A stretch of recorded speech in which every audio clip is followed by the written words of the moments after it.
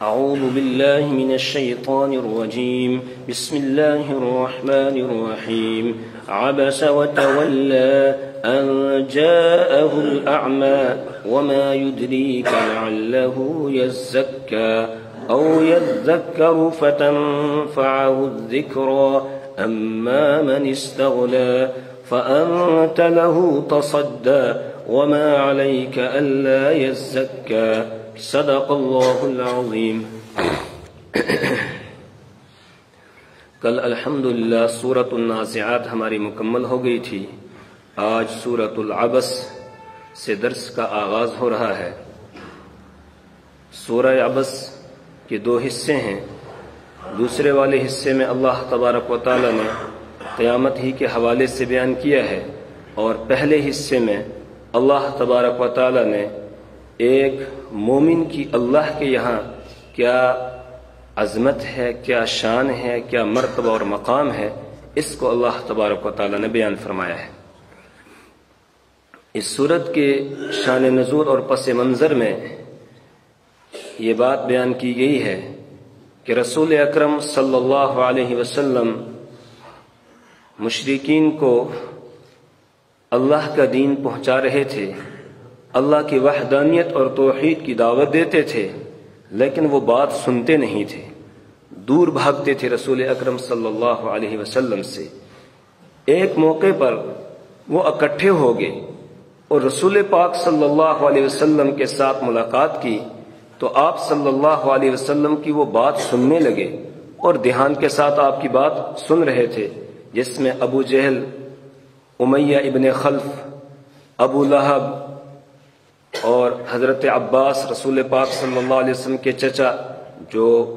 فتح مکہ سے کچھ پہلے ایمان لائے، اس وقت انہوں نے ایمان نہیں لایا تھا، وہ تھے، اور بڑے بڑے کچھ سردار تھے. ان سے رسول اکرم صلی اللہ علیہ وسلم بات کر رہے تھے اور ان کو اللہ کا دین سمجھا رہے تھے، اللہ کی وحدانیت اور توحید کے متعلق ان کو بتا رہے تھے کہ اچانک حضرت عبداللہ ابن ام مکتوم رضی اللہ تعالی عنہ، جو ایک نابینا صحابی تھے، وہ آگے اور آتے ہی آ کر کہنے لگے، علمنی یا رسول اللہ مما علمک اللہ، کہ یا رسول اللہ نے جو آپ کو سکھایا ہے وہ مجھے سکھا دیجئے. اب وہ بار بار اس طرح کہنے لگے. رسول پاک صلی اللہ علیہ وسلم نے اس کو اچھا نہیں سمجھا، یعنی ان کے بیچ میں آنے کو اچھا نہیں سمجھا. کیوں؟ اس لیے کہ آپ صلی اللہ علیہ وسلم کے ذہن میں یہ ہے کہ یہ مکہ کے سردار، یہ کبھی ہاتھ لگتے نہیں ہیں، آج مشکل سے یہ ہاتھ لگے تھے اور میں ان کے ساتھ بات کر رہا ہوں. عبداللہ ابن ام مکتوم تو گھر کے آدمی ہیں، ان کو تو بعد میں بتا دیا جائے گا جو یہ مسئلہ معلوم کر رہے ہیں، ان کے لیے تو سارے راستے کھلے ہیں، لیکن یہ ابھی اس وقت ہاتھ چڑھے ہیں، اگر اس وقت ہاتھ سے نکل گئے پھر پتہ نہیں دوبارہ ہاتھ آئیں گے یا نہیں آئیں گے. اس لیے میں ان کو دعوت دے رہا ہوں. اگر ان میں سے کسی ایک کو بھی ایمان نصیب ہو جائے گا تو جب کوئی سردار کسی قبیلے کا مسلمان ہو جاتا ہے تو پھر دوسرے لوگ جو اس کے پیچھے چلنے والے ہوتے ہیں، امید ہے کہ وہ بھی مسلمان ہو جائیں گے. اور ایسا ہوا، بہت سارے قبیلوں کے سردار آئے اور آ کر انہوں نے ایمان قبول کیا، اور جب وہ واپس گئے انہوں نے جا کر اپنی قوم کو دعوت دی تو وہ مسلمان ہو گئے. تو اسی امید میں رسول اکرم صلی اللہ علیہ وسلم ان سے بات کرتے رہے، اور حضرت عبداللہ ابن ام مکتوم رضی اللہ تعالی عنہ کی بات کی طرف کوئی توجہ نہیں کی. اس پر اللہ تبارک و تعالی نے رحمت دو عالم صلی اللہ علیہ وسلم کو بہت ہی محبت اور بہت ہی پیار کے ساتھ خطاب فرمایا کہ پیارے آپ کا یہ رویہ ٹھیک نہیں، پیارے آپ کا یہ رویہ ٹھیک نہیں. اگرچہ آپ سمجھ رہے تھے کہ ان کو زیادہ فائدہ ہوگا، لیکن میں پروردگار ہوں، میں جانتا ہوں کہ جو طلب لے کر آیا تھا اس کو فائدہ زیادہ ہونے والا تھا، اور جو بے طلبے تھے جن کو کوئی طلب نہیں ہے ان کو کوئی خاص فائدہ ہونے والا نہیں تھا. اس لیے آپ کو تنبیہ کی جاتی ہے کہ دوبارہ اس طرح نہیں کریں گے. اور بڑے پیار کے ساتھ، محبت کے ساتھ اللہ تعالیٰ نے خطاب فرمایا رسول اکرم صلی اللہ علیہ وسلم کو کہ عبس وتولا، عبس وتولا، کہ میرا محبوب چیمبا جبی ہو گیا، میرے محبوب نے اپنا چہرہ، اپنی تیوریاں چڑھا لی، عبس وتولى، ان کے چہرے پر بل پڑ گئے، پیشانی پر بل پڑ گئے، وتولى، اور آپ نے اعراض کیا، ان جاءه الاعمى، اس بات سے کہ آپ کے پاس ایک اندھا شخص آیا۔ یہ حضرت عبداللہ ابن ام مکتوم رضی اللہ تعالیٰ عنہ کا عذر بیان کیا کہ انہیں نہیں معلوم ہے آپ کس سے باتیں کر رہے ہیں۔ اگر انہیں علم ہوتا کہ آپ بڑے بڑے سرداروں کو گھیر کے ان سے بات کر رہے ہیں تو شاید وہ نہ آتے، لیکن وہ نابینا تھے، ان کا عذر تھا، لیکن وہ آئے تھے طلب لے کر۔ تو پیارے، آپ کو اس طریقے سے آپ کے چہرے پر، آپ کی پیشانی پر بل نہیں پڑنے چاہیے تھے ان کو دیکھ کر، بلکہ ان کی بات آپ سنتے، پھر ان کی قسمت میں جو ہوتا وہ ان کو مل جاتا، لیکن آپ نے ان کی بات کی طرف توجہ نہیں دی، یہ آپ نے ٹھیک نہیں کیا۔ عبس وتولى، کہ آپ نے تیوریاں چڑھا لی۔ یہاں خطاب جب کیا اللہ تعالیٰ نے تو عبستا، آپ نے ایسا کیا یہ نہیں کیا، بلکہ یہ کہا عبسا،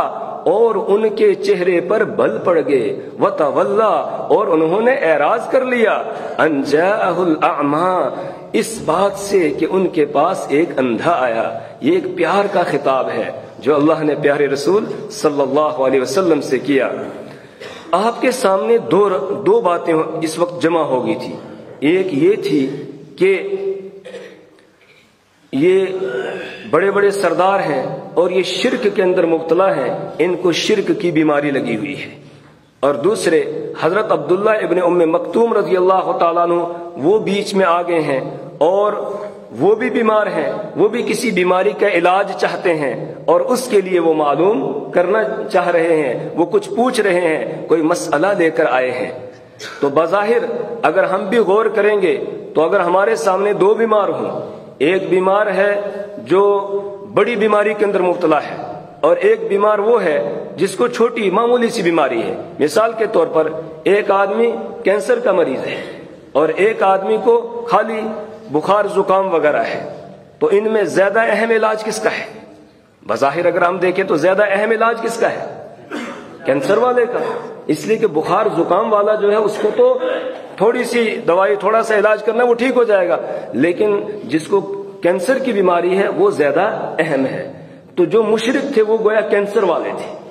اور حضرت عبداللہ ابن ام مکتوم رضی اللہ تعالیٰ عنہ ان کو گویا زکام وغیرہ تھا۔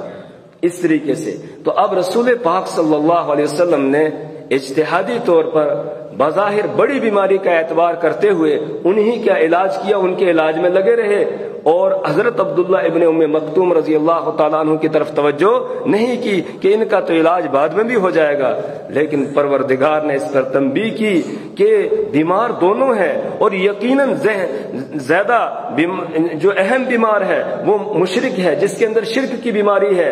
لیکن اس کے اندر طلب نہیں ہے، وہ علاج کروانا نہیں چاہتا ہے، وہ علاج سے دور بھاگ رہا ہے، اور یہ جو بخار اور معمولی زکام والا ہے یہ علاج کرنے کے لیے آپ کے پاس آیا ہے، ایک بھاگ رہا ہے اور ایک آپ کے پاس آ رہا ہے۔ تو اب یقیناً جب یہ بات سامنے ہوگی تو آدمی یہ فیصلہ کرے گا جو علاج کے لیے آیا ہے یہی زیادہ اہم ہے، جو علاج کے لیے آیا ہے یہ اہم ہے، اور جو بھاگ رہا ہے وہ زیادہ اہم نہیں ہے۔ اس پر تنبیہ کی گئی کہ یہ اپنا ہے، اس کو طلب ہے، یہ طلب لے کر آیا ہے، آپ اس کی طرف توجہ دے۔ اور اس سے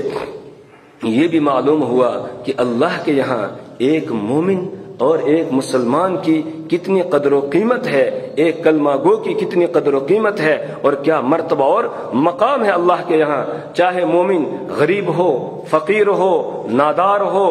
بیمار ہو، کیسا ہو، چاہے کسی نچلے خاندان کا ہو، لیکن اللہ کے یہاں وہ معزز ہے، وہ مکرم ہے۔ اور نافرمان کافر چاہے کتنا بڑے سے بڑا کیوں نہ ہو، بڑا مالدار ہو، بڑے عہدے پر ہو، اس کی اللہ کے یہاں کوئی حیثیت نہیں ہے۔ تو عبس وتولى ان جاءه الاعمى، تفسیروں میں لکھا ہے کہ اس کے بعد رسول اکرم صلی اللہ علیہ وسلم پر جب یہ آیات نازل ہوئیں، آپ نے صحابہ کو بھیجا کہ عبداللہ ابن ام مکتوم کو بلا کر لاؤ۔ ان کو بلا کر لایا گیا، رسول پاک صلی اللہ علیہ وسلم نے اپنی چادر بچھا دی کہ آئیے آئیے اس کے اوپر بیٹھیے، اور اس کے بعد جب بھی مجلس میں آتے تھے آپ صلی اللہ علیہ وسلم فرماتے تھے مرحبا بمن عاتبنی فیہ ربی، آئیے آئیے تشریف لائیے، وہ آدمی جس کی وجہ سے میرے رب نے مجھے عتاب کیا، میرے رب نے مجھے تنبیہ کی ہے، وہ تشریف لائیے۔ اس طرح آپ اعزاز اور اکرام کرتے تھے حضرت عبداللہ ابن ام مکتوم رضی اللہ تعالیٰ عنہ کو، اور پھر مدینہ پہنچے تو اپنی مسجد کا مؤذن بھی ان کو مقرر کیا۔ پہلے تہجد کی اذان دیا کرتے تھے، پھر رسول پاک صلی اللہ علیہ وسلم نے ڈیوٹیاں چینج کر دی، حضرت بلال رضی اللہ تعالیٰ عنہ کو تہجد میں اذان دینے کے لیے کہا، اور حضرت عبداللہ ابن ام مکتوم رضی اللہ تعالیٰ عنہ کو فجر کی اذان کے لیے مقرر کر دیا، فجر کی اذان دیا کرتے تھے۔ اور جب رسول پاک صلی اللہ علیہ وسلم مدینہ منورہ سے کہیں تشریف لے جاتے تھے کسی غزوے میں، تو پیچھے مدینہ منورہ کا جو گورنر اور امیر مقرر کرتے تھے وہ حضرت عبداللہ ابن ام مکتوم رضی اللہ تعالیٰ عنہ کو مقرر کرتے تھے۔ اور آپ کی مجلس میں فقراء ایسے ہوتے تھے جیسے امراء ہوتے تھے، کان الفقراء فی مجلسہ امراء، آپ کی مجلس میں فقراء عمرہ کی طرح ہوتے تھے، مالداروں کی طرح ہوتے تھے، بڑے بڑے امیروں کی طرح ہوتے تھے۔ حضرت بلال بیٹھے ہیں، حضرت ابو ذر غفاری بیٹھے ہیں، حضرت عبداللہ ابن مسعود رضی اللہ تعالیٰ عنہ بیٹھے ہیں، اسی طریقے سے حضرت عمار ہیں، حضرت یاسر ہیں۔ یہ نادار جو لوگ سمجھے جاتے تھے یہ سب آپ کی مجلس میں ایسے ہوتے تھے جیسے عمرہ ہوں، جیسے بڑے بڑے بادشاہ ہوں، امیر ہوں، گورنر ہوں، ایسے بیٹھے ہوتے تھے رسول پاک صلی اللہ علیہ وسلم کی مجلس میں۔ عبس وتولى ان جاءه الاعمى، چیبا جبی ہو گئے، یا یہ کہ تیوریاں چڑھا لی، یہ بھی ترجمہ کر سکتے ہیں کہ آپ کی پیشانی پر بل پڑ گئے، وتولى، اور انہوں نے اعراض کیا، ان جاءه الاعمى، اس بات سے کہ ان کے پاس ایک نابینا شخص آیا، وما يدريك لعله يزكى، وما يدريك، اور آپ کو کیا معلوم، لعله يزكى، شاید کہ وہ پاک ہو جاتا، جو آپ کے پاس طلب لے کر آیا تھا شاید کہ وہ پاک ہو جاتا، او یذکر،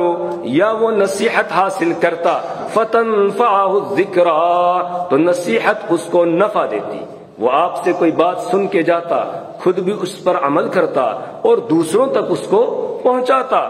او یذکر، یا وہ نصیحت حاصل کرتا، فتنفعه الذکریٰ، تو نصیحت اس کو نفع پہنچاتی،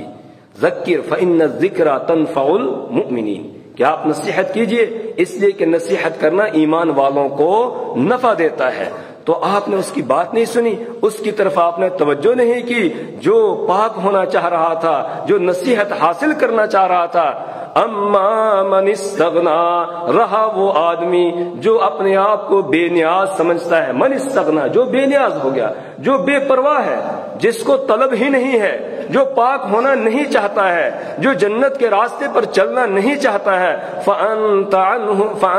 له تصدى، تو آپ اس کے پیچھے پڑتے ہیں،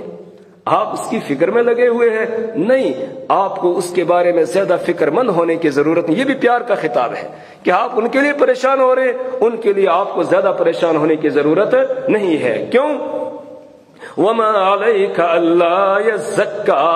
آپ پر کوئی الزام نہیں ہے، وما علیک، آپ پر کوئی الزام نہیں ہے، اللہ یزکا، اس بات کا کہ وہ نہ سدھرے، وہ پاک نہ ہوں، وہ ایمان میں داخل نہ ہوں، ان کو ہدایت نہ ملے، اس پر آپ سے کوئی پوچھ گچھ نہیں ہوگی۔ کیوں؟ اس لیے کہ آپ کا کام تو صرف پیغام کو پہنچا دینا ہے، وما علیک الا البلاغ، آپ کے ذمے صرف پہنچانا ہے، یا ایھا الرسول بلغ ما انزل الیک من ربک، جو آپ کے رب کی طرف سے آپ پر اتارا جا رہا ہے یہ ان تک پہنچا دیجئے، اس کے بعد ہدایت پر لے آنا، راہ راست پر چلا دینا، یہ آپ کا کام نہیں ہے، یہ اس کا کام ہے، یہ اللہ کا کام ہے۔ انک لا تہدی من احببت ولکن اللہ یہدی من یشاء، آپ جسے ہدایت دینا چاہتے اسے ہدایت نہیں ملتی ہے، ولکن اللہ یہدی من یشاء، بلکہ اللہ جس کو چاہتا ہے ہدایت دیتا ہے، وہو اعلم بالمہتدین، اور وہ ہدایت کی طرف آنے والوں کو زیادہ جانتا ہے، جو آنا چاہے اسے وہ ہدایت دیتا ہے، وَيَهْدِي إِلَيْهِ مَن يُنِيبُ، وہ ہدایت دیتا ہے اس کو کہ جو اس کی طرف رجوع کرتا ہے، اور جو رجوع ہی نہیں کر رہا ہے، آ ہی نہیں رہا ہے، تو اس کو اللہ ہدایت نہیں دیتا ہے۔ وہ چاہے نوح علیہ السلام کا بیٹا کنعان ہو، آخری وقت تک حضرت نوح علیہ السلام اس کو سمجھاتے رہے یہاں تک کہ جب پانی میں ڈوب رہا تھا، غرق ہو رہا تھا، اس وقت بھی حضرت نوح علیہ السلام نے فرمایا یا بنی ارکب معنا ولا تکن مع الکافرین، بیٹا آجا ہمارے ساتھ سوار ہو جا، کافروں کا ساتھ نہ دے، آجا اب بھی موقع ہے، اب بھی کلمہ پڑھ لے اور آجا۔ لیکن وہ نہیں آیا، اس کو ہدایت نہیں ملی۔ اس وقت بھی کہنے لگا سآوی الی جبل یعصمنی من الماء، کہ میں پہاڑ کی چوٹی پر چڑھ جاؤں گا، یہ پہاڑ مجھے بچائے گا۔ اب بھی نہیں کہہ رہا ہے کہ اللہ بچائے گا، اب بھی کیا کہہ رہا ہے کہ پہاڑ مجھے بچا لے گا۔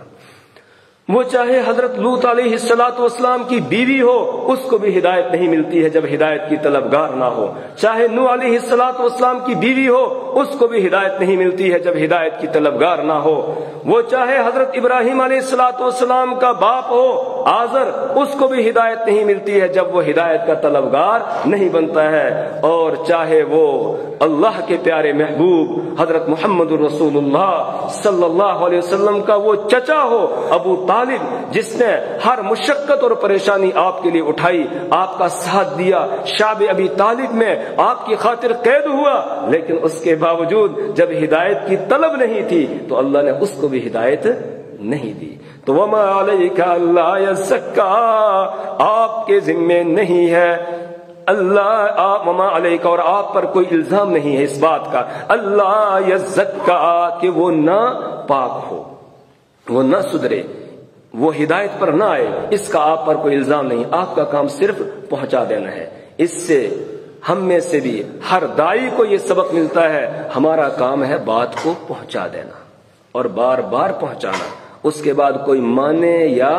نہ مانے، زبردستی ہم کسی کو منوا نہیں سکتے ہیں، وہ جانے، اس کا کام جانے، اس کا خدا جانے، ہمارا کام صرف کیا ہے، بات کو پہنچا دینا ہے۔ وما علیک الا یزکا واما من جاءک یسعی، ایک طرف تو وہ ہے جو اپنے آپ کو بے نیاز سمجھتا ہے، جو آپ کی بات توجہ کے ساتھ سنتا نہیں ہے، اور دوسری طرف وہ ہے من جاءک، جو آپ کے پاس آیا ہے، یسعی، دوڑتا ہوا، جو آپ کے پاس دوڑتا ہوا آیا۔ اس کا ایک ترجمہ یہ کیا جو آپ کے پاس طلب لے کر آیا ہے، جو آپ کے پاس طلب لے کر آیا ہے، وَهُوَ يَخْشَىٰ، اور وہ ڈرتا بھی ہے، وہ اپنے رب سے ڈرتا ہے، اس کے دل میں خوف ہے، اسی لیے آپ کے پاس آیا ہے پوچھنے کے لیے، معلوم کرنے کے لیے، کوئی مسئلہ معلوم کرنے کے لیے۔ فَأَنْتَ عَنْهُ تَلَهَّىٰ، فَأَنْتَ عَنْهُ تَلَهَّىٰ، تو آپ اس سے تغافل برت رہے ہیں، آپ اس سے بے اعتنائی کر رہے ہیں، آپ اس کی طرف توجہ نہیں دیتے ہیں۔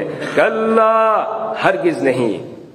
آپ کو ایسا نہیں کرنا چاہیے۔ جو آپ کے پاس طلب لے کر آ رہا ہے، پہلے آپ اس کو سنبھالیں، اس کی بات کو آپ سنیں، محبت کے ساتھ سنیں، جو وہ پوچھ رہا ہے اس کو جواب دیجئے، اس کو فائدہ ہوگا اس سے، اور دوسروں کا فائدہ موہوم ہے، ان کا فائدہ ہوگا نہیں ہوگا کوئی یقینی بات نہیں ہے۔ اس لیے آپ بس اللہ کا یہ قرآن ہے، اس کو پہنچاتے رہیے، یہ ایک نصیحت نامہ ہے پروردگار کی طرف سے۔ اب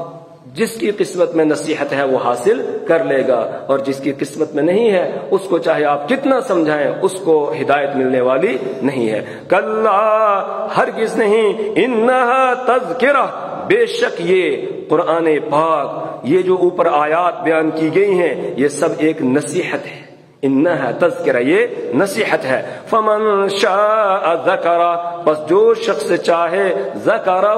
اس کو یاد کر لے، جو شخص چاہے تو قرآن کو یاد کرے، یعنی اس سے نصیحت حاصل کرے۔ اس کے بعد قرآن پاک کی عظمت شان کو بیان کیا جا رہا ہے۔ فی صحف مکرمہ، یہ نصیحت نامہ ہے، فی صحف مکرمہ، ان صحیفوں میں، مکرمۃ، جو معزز ہے، جو مکرم ہے، معزز صحیفوں میں ہے، یعنی لوح محفوظ میں یہ قرآن رکھا ہوا ہے، مرفوعۃ، جو بلند شان والا کلام ہے، مطہرۃ، اور پاک ہے، مطہرۃ، یہ پاک ہے، اس کو پاک ہی آدمی چھو سکتا ہے، ناپاک کو اجازت نہیں ہے ہاتھ لگانے کی۔ لا یمسہ الا المطہرون، اس کو پاک لوگ ہی چھوئیں، ناپاک کے لیے قرآن پاک کو ہاتھ لگانا، بے وضو کے لیے قرآن پاک کو ہاتھ لگانا جائز نہیں ہے، پاک باوضو ہو کر وہی اس کو چھو سکتا ہے۔ اس اعتبار سے مطہرہ، یہ پاکیزہ صحیفے ہیں۔ بِأَيْدِي سَفَرَا، سفرا سافر کی جمع، اس کا معنی لکھنے والے، بِأَيْدِي سَفَرَا، لکھنے والوں کے ہاتھ میں، یہ لکھنے والوں کے ہاتھ میں ہے۔ اس کی ایک تفسیر یہ ہے کہ لوح محفوظ سے جو فرشتے قرآن پاک اللہ کے حکم سے لے کر آتے ہیں اور رسول پاک صلی اللہ علیہ وسلم کے قلب اطہر تک پہنچاتے ہیں، وہ اس سے مراد ہے۔ اور ایک تفسیر یہ ہے کہ اس سے کاتبین وحی مراد ہے، جن سے رسول پاک صلی اللہ علیہ وسلم قرآن پاک لکھوایا کرتے تھے۔ جب کوئی سورت یا کوئی آیت نازل ہوتی، آپ کاتبین وحی کچھ صحابہ تھے جن کو آپ نے مقرر کیا تھا، جیسے حضرت زید بن ثابت رضی اللہ تعالیٰ عنہ، حضرت امیر معاویہ رضی اللہ تعالیٰ عنہ، اور بھی صحابہ تھے جن کو آپ نے مقرر کیا تھا کہ ان کو آپ بلاتے اور جب قرآن کی کوئی سورت یا آیت نازل ہوتی پھر ان کو لکھوا دیتے کہ یہ آیت فلانی سورت میں رکھو، فلانی آیت کے بعد اس کو رکھو، اس طریقے سے آپ لکھوا دیا کرتے تھے۔